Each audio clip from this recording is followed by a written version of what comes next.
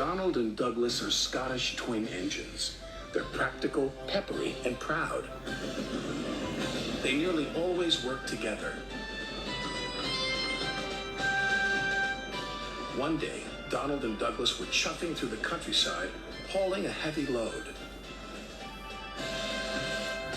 Down the line, Trevor the traction engine had been struggling with a big cartload of hay.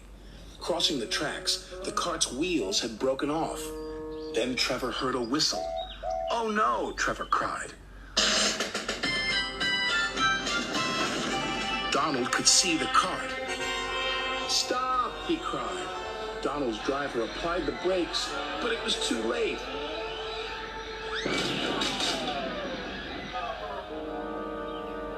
Luckily, no one was hurt.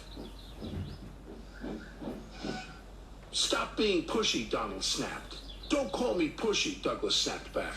"You shouldn't have pushed me into the cart," puffed Donald. "You pulled me, you mean," argued Douglas. "Didn't. Did. Did not. Did too." Before long, the track was cleared, and Donald and Douglas were on their way. The twins were so cross they refused to speak to each other for the rest of the day.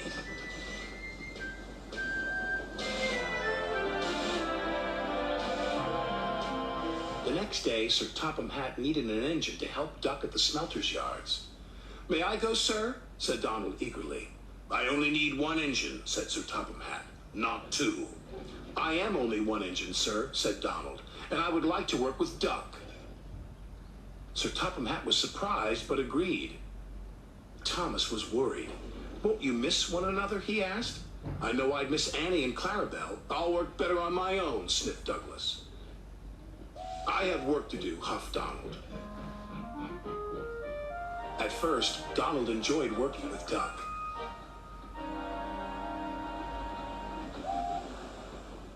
Then things started to go wrong.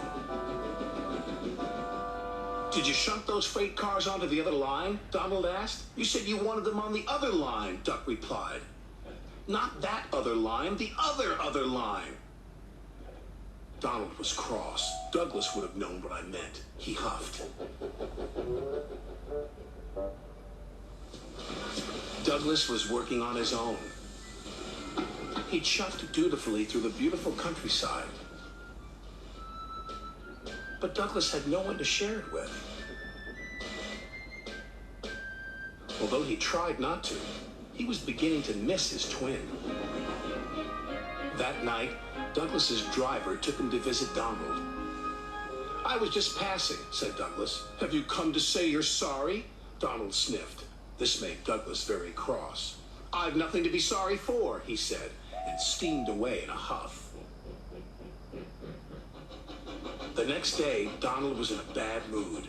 Duck could see he was getting too close to the buffers. "Look out!" Duck shouted, but it was too late.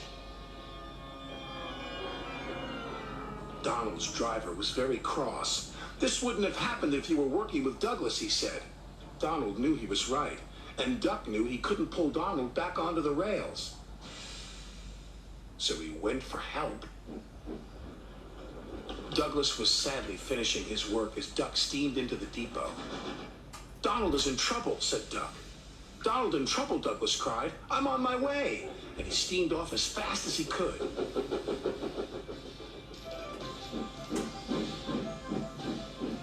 Douglas struggled and struggled. He finally pulled his twin gently back onto the tracks.